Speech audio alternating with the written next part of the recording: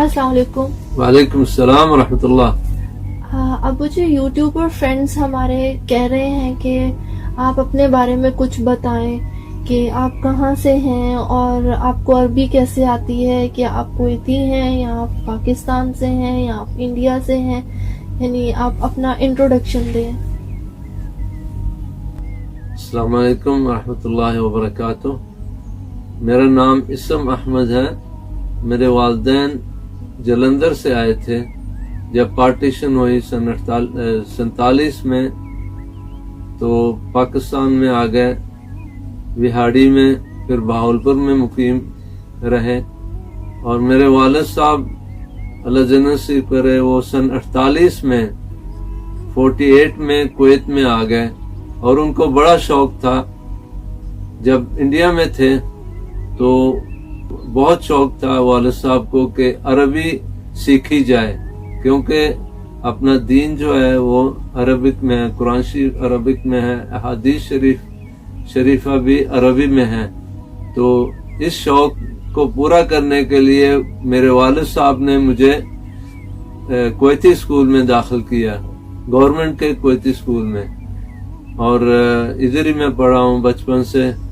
और अल्हम्दुलिल्लाह मेरी तालीम अरबी है, कुवैती स्कूल में कुवैतियों के साथ, अरबियों के साथ मैं पढ़ा हूँ। ये इसलिए मैं बता रहा हूँ कि कुछ दोस्तों ने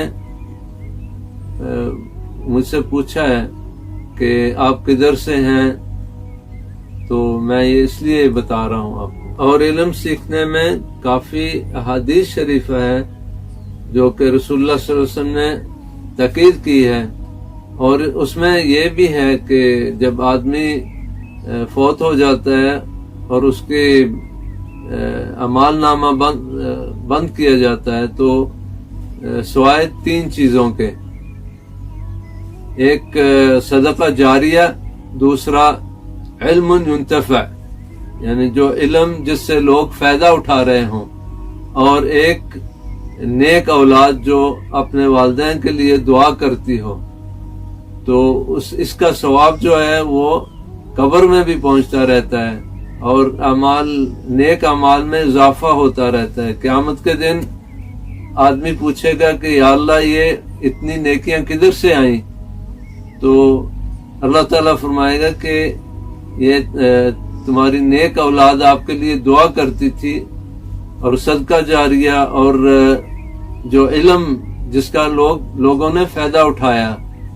तो इसलिए आप भी सीखें और आगे भी दोस्तों को, अहबाब को सिखाएं, और वीडियो को कंप्लीट देखा करें। इसमें आपका भी फायदा है, मेरा भी फायदा है।